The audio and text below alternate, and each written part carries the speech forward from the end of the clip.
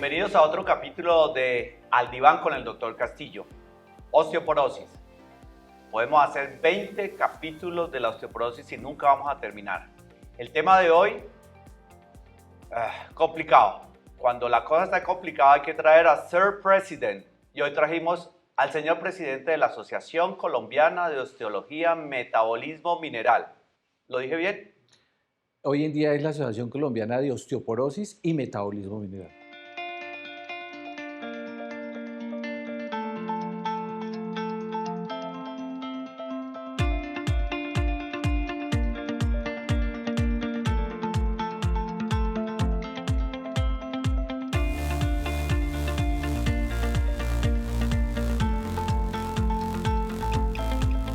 Gracias, Miguel, por estar al diván con el Dr. Castillo. Gracias a ti, Jorge, por la invitación. Bienvenido. Relación entre Halloween y obesidad. El consumo de azúcar, ¿no? Con los dulces. Hay que tener cuidado, desde los niños hasta los adultos. Falso. Para eso estoy yo acá. Le voy a enseñar cuál es la relación entre Halloween y obesidad. Resulta que hace muchos años existía una cultura que era la cultura de los celtas. Era un conjunto de pueblos de la Edad de Hierro que hablaban una lengua que se llamaba la celta. Dado que el 31 de octubre se acababa el otoño y comenzaba el invierno, hacían una fiesta, porque era el día que debían haber recolectado toda la cosecha para afrontar un duro invierno. Y hacían una celebración que se llamaba la celebración del Samaín. Recuerden, fin de la cosecha. Para eso usaban unas máscaras y celebraban, y ustedes ven ahí cómo eran las máscaras. Hoy en día esa tradición se mantiene en los pueblos del norte de Europa, pero la historia comienza muy donde hoy es Irlanda. Irlanda en el año 1846 sufrió una de las hambrunas más grandes. Para esa época ellos vivían del cultivo de la patata. La habían importado desde Sudamérica y hubo una peste que acabó con la patata, hubo sequías y mucha gente empezó a sufrir de hambruna. Y esto llevó a que los irlandeses empezaran a migrar a Estados Unidos y muchos de ellos se asentaron en la ciudad de Nueva York. Obviamente allá siguieron haciendo su fiesta del Samaín, pero ya no celebrando con sus máscaras, sino que en este caso usaban las calabazas como máscaras. Y así es como nace el Halloween, o esa fiesta que se llama la Víspera de Todos los Santos. ¿Qué tiene que ver todo esto con la obesidad? Bueno, yo quiero recordarles la hambruna holandesa del año 1944. Para esa época los nazis habían generado un cerco para castigar a los holandeses que habían ayudado a los aliados.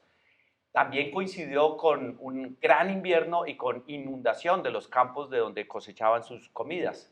Esta gran hambruna, por ejemplo, llevó a que la gente usara la madera de los rieles del ferrocarril para calentarse, pero hubo una gran desnutrición. Y esa desnutrición es la que nos lleva entonces a encontrar una relación entre desnutrición y, por supuesto, obesidad. ¿Qué es lo que pasa? Sabemos que desde el punto de vista epigenético hay una metilación del ADN que lleva a expresar genes ahorradores, que obviamente estos genes resultan importantes en la medida que tenemos niños con bajo peso o madres desnutridas. Es así como ya hoy se ha descrito genes como el PIM3, que es un gen ahorrador que ayuda a que nosotros codifiquemos enzimas que nos permitan almacenar grasa. De tal manera que la epigenética sigue siendo uno de los factores importantes que genera obesidad. Madres desnutridas que tienen niñas desnutridas van a tener generación con, desafortunadamente, niños obesos. Esta es la historia de la epigenética y nace muy hacia atrás, y realmente el Halloween lo que nos ayuda o lo que nos recuerda es la celebración de un pueblo que trabajaba mucho, ahorraba y celebraba, pero hoy en día celebramos con dulce y efectivamente también nos está llevando a obesidad. ¿Te gustó la historia? Muy interesante. Y te quería preguntar algo. El término kwashiorkor, que era un término que se usaba hace unos 30 años. La desnutrición proteica, si mal no estoy. Exactamente. Sí. ¿Tendría alguna relación con esto? Por supuesto, nosotros pensamos, de hecho, hay ahorita una tendencia a hacer dietas prolongadas, dietas de hambre. Y hemos pensado que hacer una dieta muy prolongada, un ayuno muy prolongado, pudiera aumentar la capacidad de generar genes ahorradores. Entonces, muy interesante cuando uno rompe un ayuno es usar una muy buena cantidad de proteína, porque la proteína es lo que le dice al cuerpo, riqueza, somos ricos, no hay necesidad de ahorrar. Pero no lo traje a hablar de obesidad, lo traje a hablar de un tema que se llama terapia secuencial. Y tú me has puesto aquí el esquema del tratamiento de futuro. ¿Esto es tuyo o es sacado de una novela de futurista? No, en aras de la verdad, ese fue el nombre que se le dio a la charla. Pero este es su tema. ¿Y tú crees en el nombre de este tema? Sí, yo diría que más que el tratamiento del futuro es ya lo que estamos empezando a manejar. Es un esquema que tiene lógica. Como todas las cosas, cuando uno mira un poco hacia atrás, uno dice, pero ¿por qué no lo habíamos pensado antes? Y la terapia secuencial, pues, es cómo continuar un tratamiento cuando ya se ha empezado con una molécula y se decide por diferentes razones cambiarlo a otro. Aunque cuando uno va y mira la definición de terapia secuencial clásica en medicina, es el cambio de una terapia parenteral a una terapia oral. Mm, Y es como en la unidad de cuidados intensivos. Está con un antibiótico, ya se recupera y exacto, te dan algo tomado. exacto. Entonces, digamos que lo más clásico sería pasar de una terapia parenteral de las que utilizamos hoy en día a una terapia oral con un bisfosfonato, porque los que tenemos orales todavía serían los bisfosfonatos. Digamos, esa sería la definición clásica. Pero la lógica aquí en osteoporosis no se cumple. Pues no, porque lo que se intenta realizar es la continuidad de un tratamiento con una molécula distinta que complemente la acción del primero y mantenga el beneficio de esa primera molécula. Bueno, para matizar esto, mi doctor González le traje un caso clínico. Se trata de una paciente joven de 84 años con una densitometría tomada en el 2018. ¿Cuál es tu interpretación de esta densitometría? No nos vamos a meter en antecedentes, no nos vamos a meter si ha perdido estatura o no, simplemente la interpretación de esta densitometría. La interpretación es que la paciente tiene una osteoporosis con una densidad mineral ósea en columna y en cadera muy bajas. Demasiado bajas para la Muy edad, bajas, ¿cierto? sí. Casi que tiene un Z-score llegando al -2, lo que sería mandatorio descartar que haya algo más además de la edad, ¿no? Sí, no solamente lo del Z-score, sino que los valores son muy, muy bajos. O sea, el T-score es en columna -4,5 y en cadera -3,8. Entonces sí es importante descartar alguna patología secundaria. Muy bien. Esta paciente no tiene antecedentes de fracturas patológicas, toma esomeprazol 2 veces al día. ¿Eso podría ayudar? A la luz de hoy sí, los tratamientos con inhibidores de la bomba de protones por más de un año y desafortunadamente pues 2 tabletas y seguramente debe llevar varios años, puede ser un factor. No podríamos definir de que esa es la razón, pero sí con seguridad contribuye. Bien, esta paciente cuando llega ya se le había iniciado alendronato, pero lo había suspendido hace un año. Al día después de esto tuve niveles de vitamina D un poco bajos, calcio normal y tomaba también calcitriol. Esta paciente es una candidata para lo que llamamos terapia secuencial, ya acabó el alendronato, está descansando un año, sigue en osteoporosis. ¿Esto es una candidata para terapia secuencial? Eh, sí, a lo que la interpretación o lo que estamos haciendo hoy en día, sí, porque es una paciente que tiene un T-score muy bajo y que además tiene 86 años y que requiere una terapia que le renueve sus huesos, que le favorezca que haya una osteoformación más que continuar con un antirresortivo. Eh, Esa es una de las opciones de terapia secuencial que se están planteando, es cuando uno tiene un paciente con un tratamiento, con un antirresortivo y considera que se beneficia de cambiar a un osteoformador.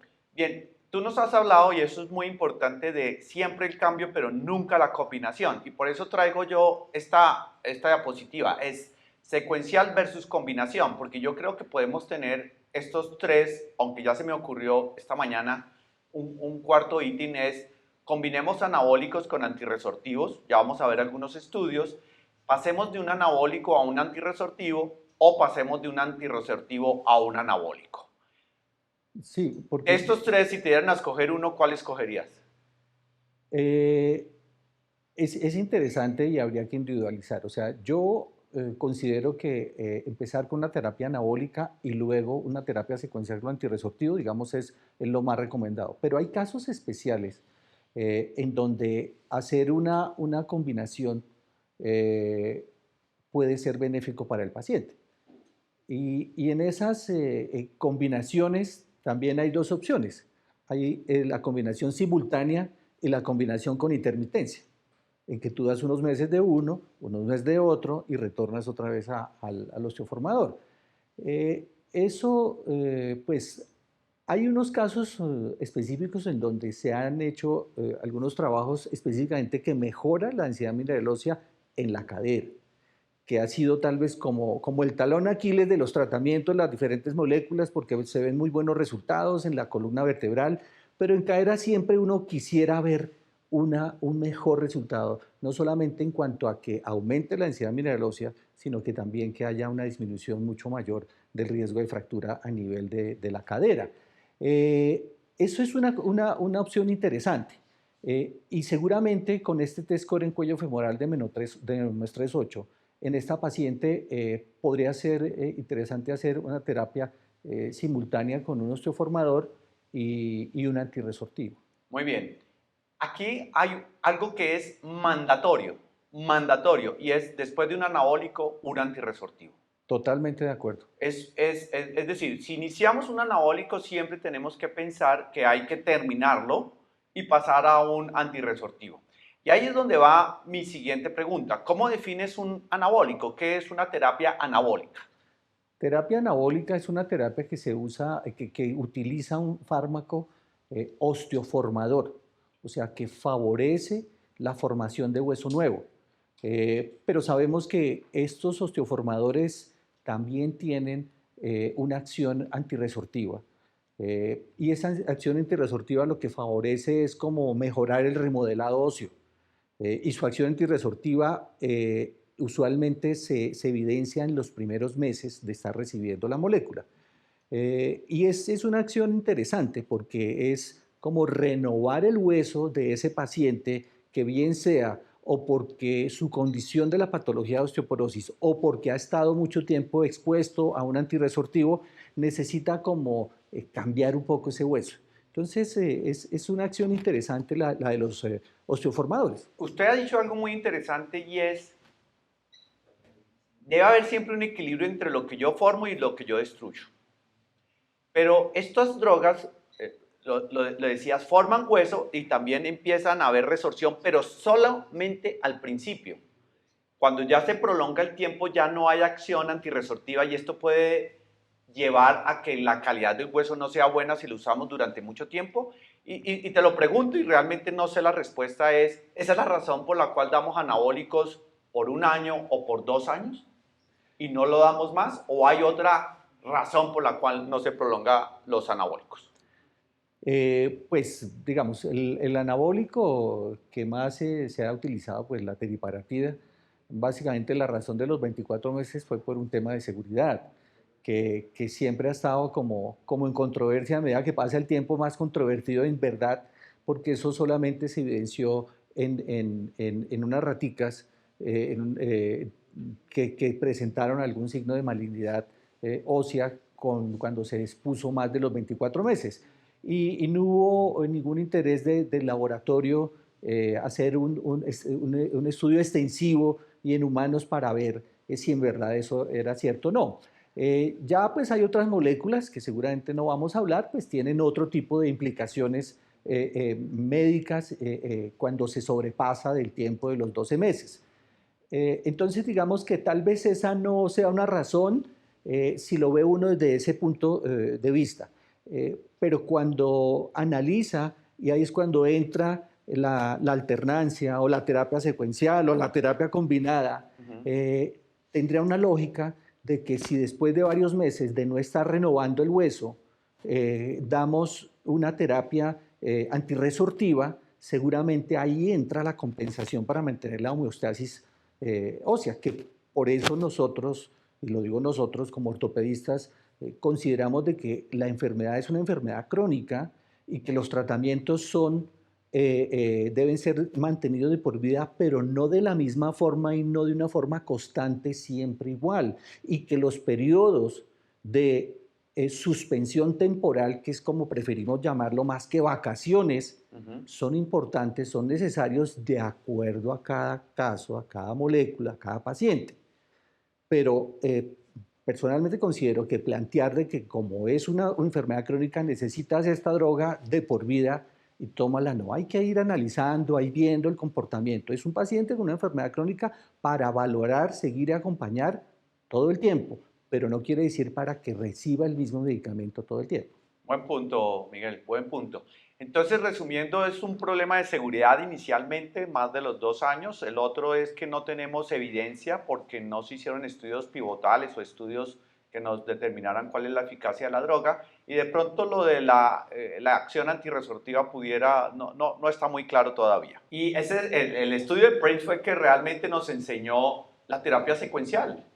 Uno ve en el brazo de placebo, luego de ganar masa ósea, cómo se va perdiendo y prácticamente un gran porcentaje, más del 60% se ha perdido a los 30 meses.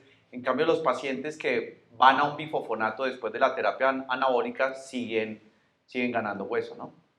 Sí. Es el estudio que realmente nos abrió la puerta. ¿Conoces el Euroforce? Sí. Un estudio con teriparatide y que siguen con teriparatide a 24 meses y luego un brazo sigue con raloxifeno o pasa a placebo. No sé si quieras explicarnos lo que pasó en columna con este estudio. Con raloxifeno, de todas formas no logra mantener, y la pérdida es una pérdida que fue estimada más o menos del 1.5 al 1.9%, y se ve en la gráfica que disminuye un poco. Y obviamente, si no hay una continuidad del tratamiento, como lo evidenció el estudio anterior, cerca a los 30 meses, es decir, unos 6 meses después de haber suspendido el osteoformador, pues definitivamente los valores de la densidad mineral ósea van bajando, y ahí es cuando entonces se controvierte si baja la densidad mineral ósea, su eficacia antifractura también debe disminuir. Columna, teriparatide a 24 meses, superior que hacer 12 meses de anabólico y 12 meses de una droga con alguna acción antirresortiva. Es lo que nos muestra esta diapositiva. Sí. Bien, pasemos entonces al cuello. Perdón, cadera total. Cadera total. La cadera total evidenció que había una ganancia progresiva también de la densidad mineral ósea, no de la misma proporción que sucede en la columna vertebral. Curiosamente, con raloxifeno, eso seguía progresando, esa ganancia de densidad mineral ósea, y aunque en cadera la pérdida también era importante, de pronto no era tan notoria como sucede cuando se suspende y no se continúa antirresortivo en columna vertebral. Entonces, básicamente, esto nos demuestra de que es importante no solamente para continuar su acción o su beneficio en columna, sino en cadera, continuar con un antirresortivo. Hasta el momento, entonces, la terapia secuencial podemos definir estos dos ítems. ¿Es una falla, cuando hay falla terapéutica, es una alternativa? ¿O crees que debe ser una alternativa antes de que falle? Aunque uno nunca sabe si va a fallar, pero lo puede predecir.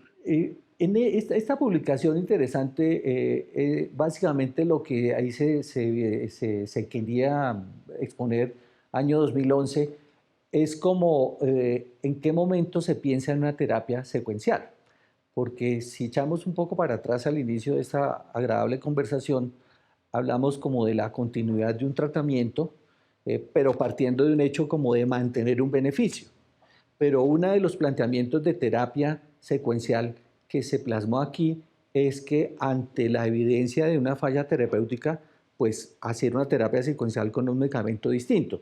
Y eso también está dentro del plano de la controversia porque Ahí se ha utilizado más el término de hacer un switch, el switching, utilizando un anglicismo, que es el cambio de terapia, más que una terapia secuencial. Pero también se la tengo, le tengo las diapositivas.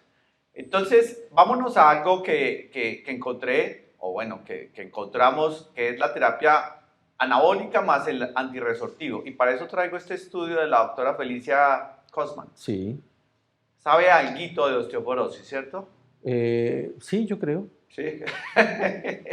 Muy bien. Ella nos trae este estudio, esto es del 2014. Ahí, como tú ves, hay 3 posibilidades. Solendrónico combinado con teriparatide, solo teriparatide y solo solendrónico.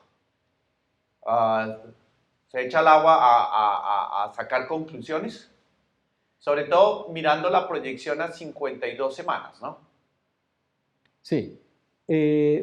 Pues ese estudio fue interesante porque haciendo la revisión cronológica, en el estudio que vimos anteriormente se planteaban ese tipo de terapias secuenciales, porque digamos eso no era nuevo, pero como lo mencioné, se pensaba más era cuando había una falla terapéutica. Aquí ya comienza a plantearse algo más serio de lo que tenemos el concepto hoy de terapia secuencial. Es cuando tenemos una terapia, cómo logramos mantener esa eficacia y ese beneficio en el tiempo, sobre todo sabiendo de que si se ha utilizado un osteoformador, sí hay un límite establecido de administración, entonces no podemos prolongarlo por los temas que ya hablamos. Entonces, aquí se plantea que cuando un paciente recibe inicialmente un antirresortivo y luego se cambia a un osteoformador, que en este caso es la teriparatida, y pacientes pues, que no han recibido ninguna molécula, y pacientes, y se les agrega teriparatide, y los pacientes que solamente mantuvieron con ácido zoledrónico. Entonces vemos, en la primera opción de antirresortivo más teriparatide, obviamente tenemos una progresión, esto es en columna lumbar, ¿cierto? Correcto. Perfecto. Mientras que el que tiene ácido zoledrónico solamente... Se demora más, pero fíjate que a los 52 semanas llega. Sí, pero... no, perdóname. No, porque no estamos llega. Hablando de este. Correcto. Sí, estamos hablando de este. Esto es el efecto plató que se ha mencionado de los antirresortivos, que después del tercer año hasta ahí llega. Y tú le sigues dando y realmente su ganancia es mínima o ninguna. Entonces, por eso se habla del efecto plató, efecto plano. Correcto. Y eso se evidencia en esta gráfica. Mientras que si hay un paciente que se le agrega la teriparatida, a las 52 semanas, mira que, como hablábamos con esto, llega. Que esa sí es la pero segunda ¿a dónde posibilidad. voy? La combinación va más rápido, pero a las 52 semanas es igual que dar teriparatide. Exactamente. ¿Qué puede uno concluir ahí en columna con la combinación? Que es igual de efectiva al solo anabólico. Exactamente. Y por en ganancia de masa ósea. Sí, que por eso sigue la controversia abierta, porque a pesar de que esto se planteó desde el 2014 y posteriormente se han hecho otros estudios, pero no se ha podido demostrar que esa combinación sea mejor que solamente iniciar con el osteoformador. Perfecto. ¿Qué pasa en columna, en cuello y en cadera total? Bueno, esto es cadera total. Correcto. ¿Cierto? Sí. Y mira que tenemos un ascenso importante en las primeras semanas en la combinación del zoledrónico con la teriparatide, pero luego eso disminuye y se produce también un plató. Y solo con ácido zoledrónico... Llegas al mismo punto a las 52 semanas. Exactamente. Entonces ahí tenemos un efecto similar en columna y en cadera total. Pero en este el efecto máximo lo tiene el antirresortivo, allá lo tiene la teriparatide. Sí. Y no vale la pena combinar No. en términos de masa ósea. Y creo que lo mismo se repite aquí en el cuello. En el cuello, con la variabilidad que siempre hemos tenido para valorar en el tiempo el cuello. Sí, yo creo que este estudio es importante en ese sentido porque nos dice que la combinación, si bien puede alcanzar niveles más rápidos, al final a las 52 semanas no se diferencia con el osteoformador en el caso de columna o con el antirresortivo en el caso de la cadera. Pero también en este mismo estudio se habla de la combinación con denosumab o solo teriparatide o solo denosumab. Y uno ve cosas interesantes. Sí, este es interesante porque ahí es donde mm, comenzó a verse que sí había una diferencia en los antirresortivos. Y este antirresortivo, el denosumab, que tiene un mecanismo de acción diferente, así al final tenga la misma función, pero tiene un beneficio adicional. Entonces, mira, cuando se combinan los dos, definitivamente esto es en columna, ¿cierto? ¿Correcto? En el cuello, en cadera total. En esos tres sitios hay una clara diferencia, no solamente de mantener una progresión, sino de lograr niveles más altos. Mientras que si se usan independientemente, no se logra esa misma ganancia.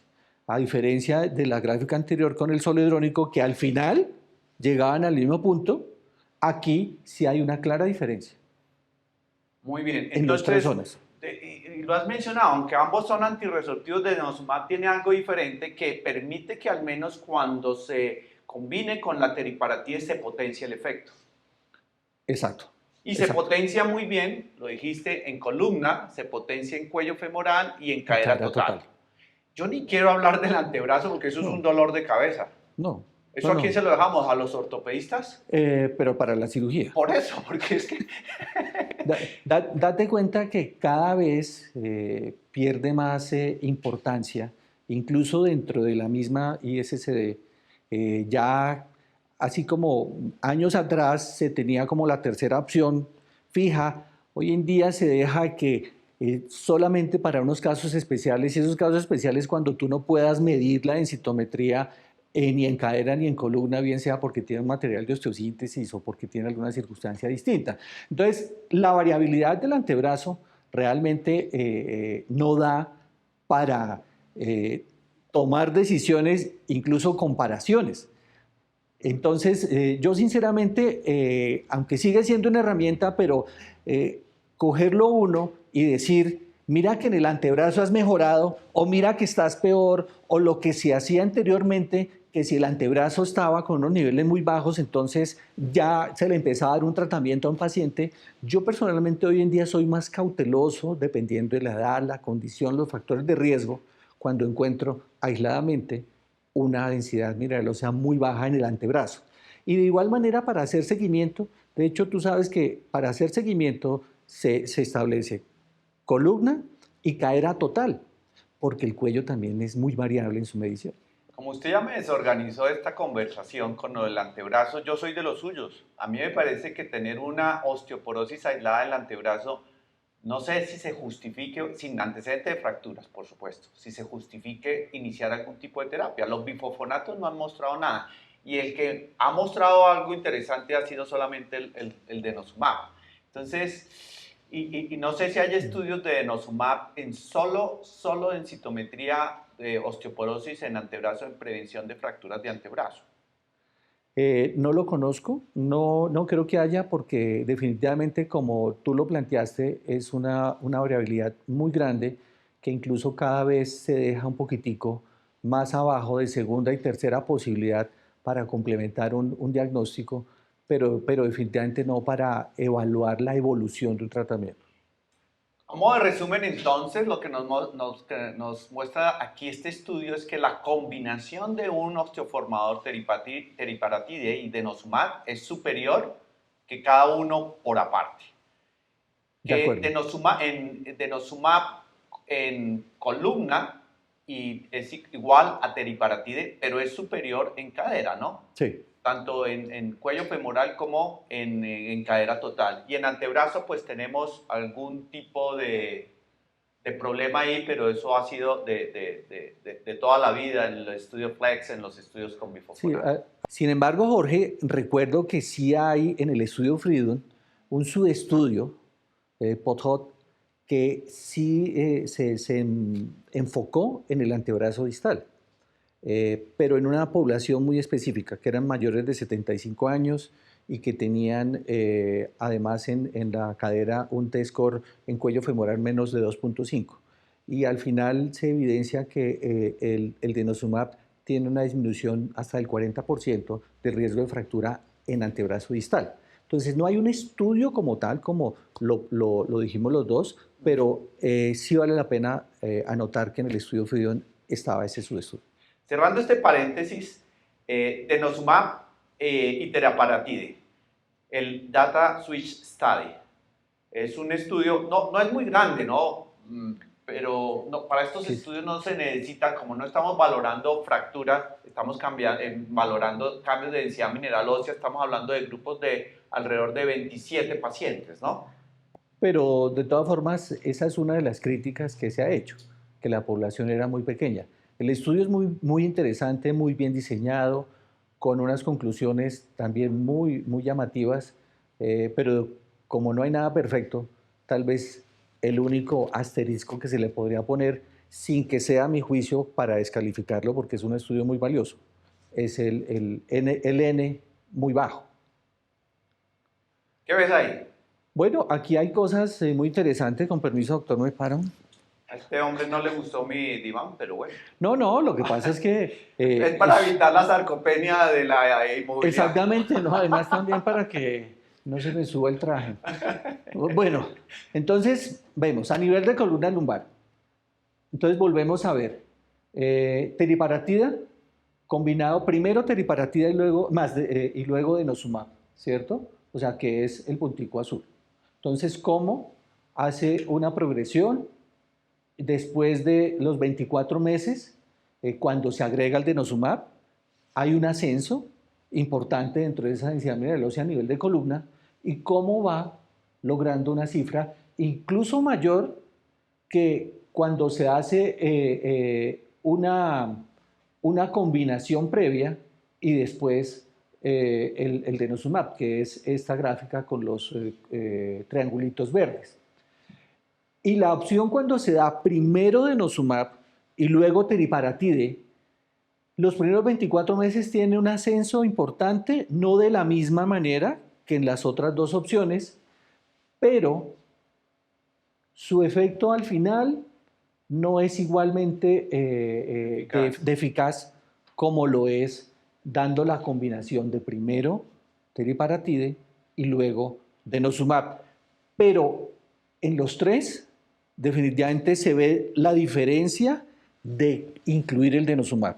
Entonces el denosumab definitivamente logra que más allá de los 24 meses se mantenga una progresión, con algunas diferencias, pero se mantiene esa tendencia de progresar, de seguir ganando densidad mineral ósea. Yo creo que uno se puede quedar analizando esta primera gráfica en columna y sacar muchísimas conclusiones. Y yo creo que en esto no tiene que haber mezquindad, sino que uno tiene que proyectar su paciente hacia el futuro. Y probablemente la mejor opción, dependiendo del paciente, y creo que vayámonos al paciente en nuestro caso, es iniciar con un anabólico para luego hacer el switch a un antirresortivo potente como es denosumab. Igual este paciente va a tener que estar mucho tiempo en tratamiento. Yo diría que prácticamente hasta el fin de sus días esta paciente. Y fíjate que se le empezó alendronato y ahora estamos como medio encantados con la paciente. Porque si hubiéramos sabido todo esto, probablemente con ese T-score de menos 4.5, la primera opción hubiera sido teriparatide. Sí, lo que pasa es que no sabemos, porque esa es la densitometría de ahora. Sí. No sabemos antes cómo estaba. Entonces, si uno lo ve con esos valores que tiene ahora, sería una de las indicaciones de iniciar una terapia osteoformadora. Dada la edad, dado que el T-score en cuello femoral también es muy bajo, yo pensaría que sería un caso muy particular para pensar en una terapia combinada, porque digamos que por lo menos en teoría uno podría actuar al mismo tiempo, no solamente el beneficio de la columna vertebral, sino también a nivel de la cadera, porque recordemos que, y lo mencionamos atrás, los primeros meses hay un aumento de la resorción que tiene un mayor impacto en la cadera, y con ese nivel tan bajo, de menos 3,5, pues ahí uno en teoría pensaría que el paciente entraría en riesgo. Por eso es lo interesante de individualizar los tratamientos. Pero usted me pone a pensar, tienes toda la razón, yo estoy interpretando esto a la luz de la columna, pero la cadera me iría mejor entonces con un antirresortivo muy potente como denosumab. Yo creo que las dos cosas, combinar, porque definitivamente hay un valor muy bajo y porque el antecedente a mi juicio es importante de tener al endronato atrás. Necesitamos renovar el hueso. Por eso el osteoformador sí es importante. Vuelvo y repito que sería interesante plantear en ese paciente la posibilidad de una terapia combinada, que como lo hemos expresado algunas veces, una cosa es el mundo ideal y otra cosa es el mundo real. Y todos sabemos que dentro del mundo real la gran dificultad es el costo de dos terapias de alto costo simultáneamente. Que Que ha esa sido es también uno de los inconvenientes, ¿no? A nivel mundial. total porque en países, por ejemplo, como Australia, teriparatide ha tenido ires y venires y dificultades Por el costo. por el costo. Entonces, si estamos hablando que Australia, que es de los países desarrollados y referentes en muchos temas, entonces, pues, para un sistema como el nuestro, eh, sí, ahí es donde se controvierte uno. Entonces, pues, digamos que la terapia combinada sigue siendo interesante, pero sigue siendo más del mundo ideal que del mundo real. Y el mundo real nos diría que para esa paciente, mi consideración en este momento sería empezar una terapia osteoformadora y tener muy presente la terapia antirresortiva como terapia secuencial. Te decía al principio, había pensado en la cuarta opción, recordemos, combinación anabólico a antirresortivo, antirresortivo a anabólico, y esa era mi cuarta, de antirresortivo a antirresortivo. Y un antirresortivo con las características de denosumab, estamos haciendo secuencial, no sé si cabe ahí el concepto de un bifosfonato oral, como lo has mencionado, denosumab alendronato. Sí, sí, esa sería una terapia secuencial si por alguna razón se decide suspender el denosumab. Eh, ¿Y porque hay encuentras otras, alguna razón por la cual uno debe suspender el denosumab? A mí se me ocurre uno, ¿no?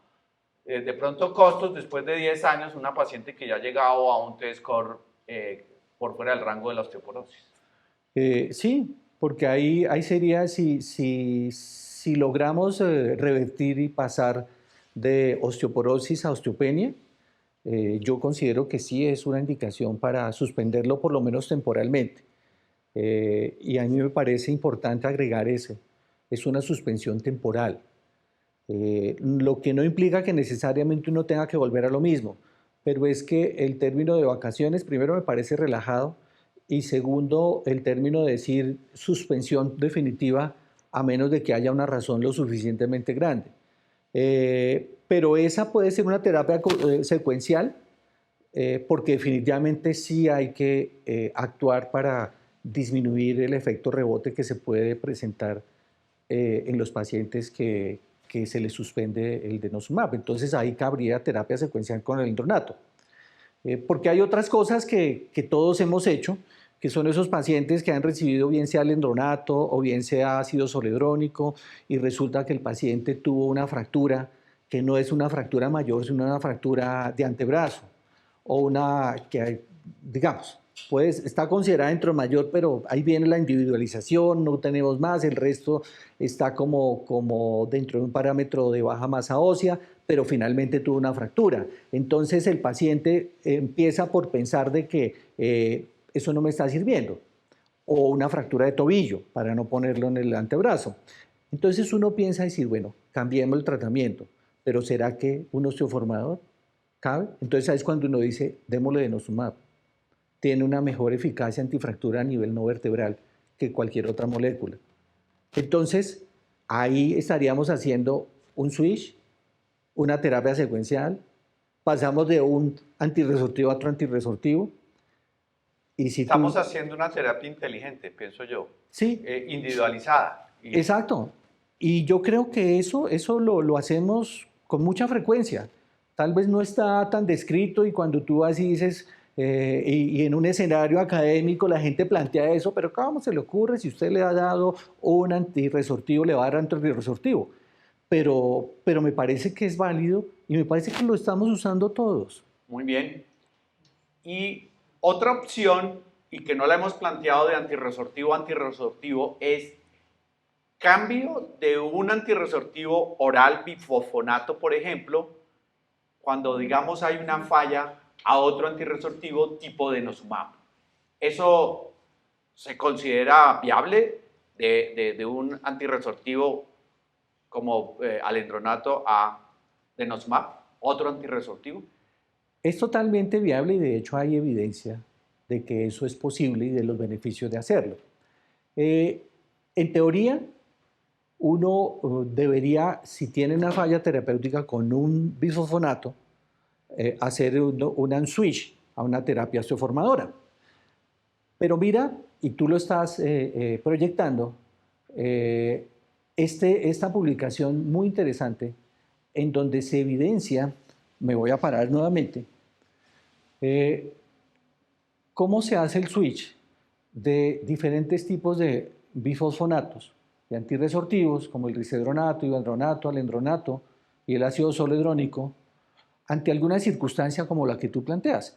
Ejemplo, tú haces una evaluación, un seguimiento y encuentras que la densidad mineral ósea ha disminuido.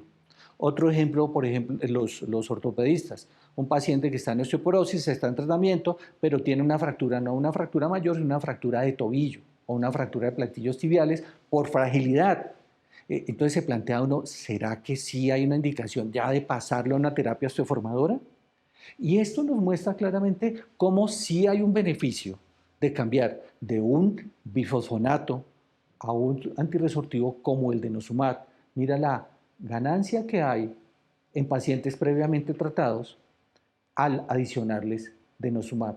O sea, sí hay un beneficio y esa es una alternativa. Y yo creo, Jorge, que todos lo hemos hecho y lo estamos haciendo porque nos enfrentamos ante esa situación de que estamos como en una posible falla terapéutica, bien sea por una disminución de la densidad mineral ósea o bien sea por una fractura como la que mencionamos, y analizamos que tal vez no haya una indicación real de cambiarlo a una terapia osteoformadora. Entonces, hacer la terapia switch o secuencial, que ahí viene la discusión semántica, denosumab es una alternativa muy interesante y que tiene un soporte.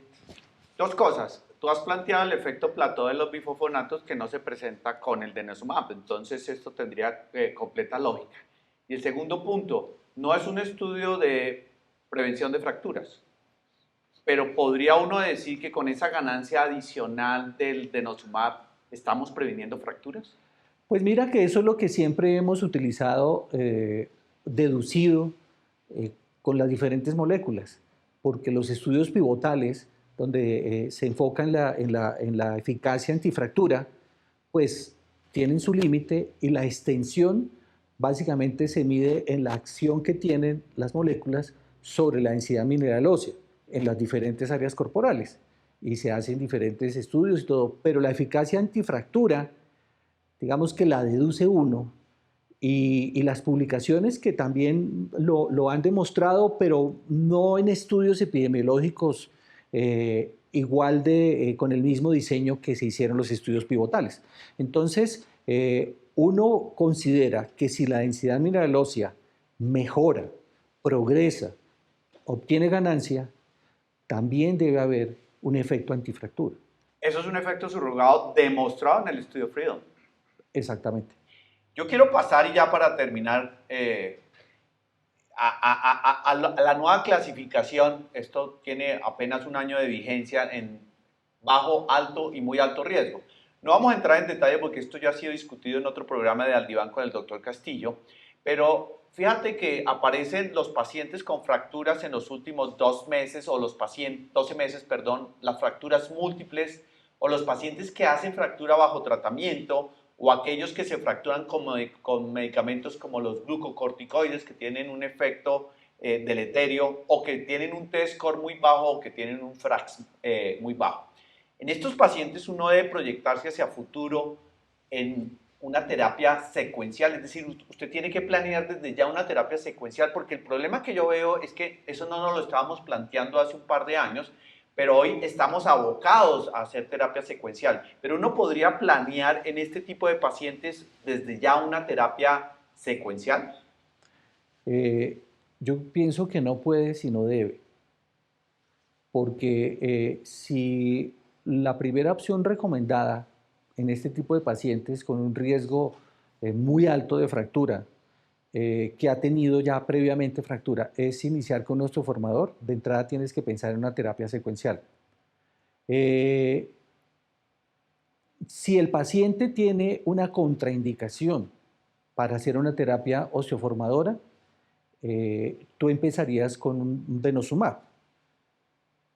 Y ahí, de todas formas, ahí viene la discusión que sigue abierta. O sea, de por vida, 10 años, 5, hay razón, pero yo creo que aunque el planteamiento es a más largo plazo, uno también debe tenerlo en mente. A diferencia de iniciar un tratamiento con un osteoformador que uno sabe que a los 24 meses debe hacer la terapia secuencial, aquí es probable que sea a más largo plazo. Pero sí, uno de entrada debe pensar que en estos pacientes sí debe considerar la posibilidad de una terapia secuencial. Muy bien. Como vamos terminando, yo quiero que primero reevalúes nuestro caso clínico inicial, que se suspendió el alendronato hace un año, llevaba 4 años con tratamiento, pero seguía con osteoporosis en cuello femoral y en columna. Y al final también te quiero pedir que hagas unas conclusiones de lo que hemos hablado hoy en día. Gracias, Jorge. Bueno, ha sido muy interesante. Esta paciente, pues, es una paciente 83 años. 86 años. 86 años y básicamente tiene una densidad mineral ósea muy baja, tanto en columna como en cadera. 4 años de alendronato, hace un año fue suspendido. Cuando uno mira esos valores tan bajos, vuelvo y hago énfasis en que hay que reevaluar qué está pasando. Así no haya tenido una nueva fractura, pero hay que ver por qué esa condición. Segundo, sí hay que plantear una terapia distinta a regresar con un bifosfonato. En teoría, si uno revisa las guías, habría indicación por los valores tan bajos de pensar en una terapia osteoformadora. Y ahí viene la discusión de una terapia combinada o una terapia secuencial después con un denosumab, que como hemos visto en esta agradable conversación, pues nos muestra los mejores resultados en cuanto a ganancia de densidad mineral ósea. El ideal sería iniciar una terapia combinada de un osteoformador con un antirresortivo, teniendo en cuenta que su valor en cuello femoral es muy bajo para disminuir ese riesgo. Sabemos que no va a obtener tal vez los valores que obtendría si solamente se le diera el teriparatide, pero también sabemos de que al terminar la terapia transformadora hacemos la terapia secuencial con denosumab y vamos a seguir mejorando y recuperando esa densidad mineral ósea. Esa sería mi recomendación en cuanto al caso que tú presentaste. Como conclusión, pues yo creo que hay aspectos importantes a considerar. Osteoporosis, enfermedad crónica que requiere un tratamiento a largo plazo. El tratamiento, como lo mencionamos en muchos escenarios, no solamente la terapia farmacológica, sino la terapia no farmacológica. El ejercicio, no solamente caminar o alguna actividad de apoyo, sino la musculación, bandas elásticas, mancuernas, la exposición solar, la dieta que tenga una buena cantidad de alimentos ricos en calcio, mantener unos buenos niveles de vitamina D. Y la terapia secuencial, tomar la decisión previa evaluación o reevaluación mejor de cada paciente. Y las alternativas de terapias de secuenciales pues están dispuestas, porque de hecho, así como uno encuentra pacientes naïf que nunca han recibido un tratamiento y que debutan con fracturas múltiples y uno empieza un osteoformador, de entrada hay que pensar en la terapia secuencial del denosumab. Y no olvidar que una opción de terapia secuencial también es ese paciente que tiene un antirresortivo, un bifosfonato, pero que tiene una fractura no mayor o una pérdida progresiva de la densidad mineral ósea, y contemplar otro antirresortivo como el denosumab también es una opción válida y soportada. Creo que esas son, a grosso modo, Miguel, las no pudiste conclusiones. concluir de mejor manera este programa. Te agradezco nuevamente tu presencia acá. Hemos aprendido mucho, he aprendido mucho. Y esto demuestra que los ortopedistas también saben muchísimo de osteoporosis. Excelente intervención. Yo creo que nos llevamos a la casa una gran información. Yo quiero que ustedes compartan esta información con sus médicos, con sus amigos, porque Al Diván para el Dr. Castillo es precisamente eso, un programa para llevar información, educación a todos los médicos. Los espero en nuestro próximo capítulo de Al Diván con el Dr. Castillo.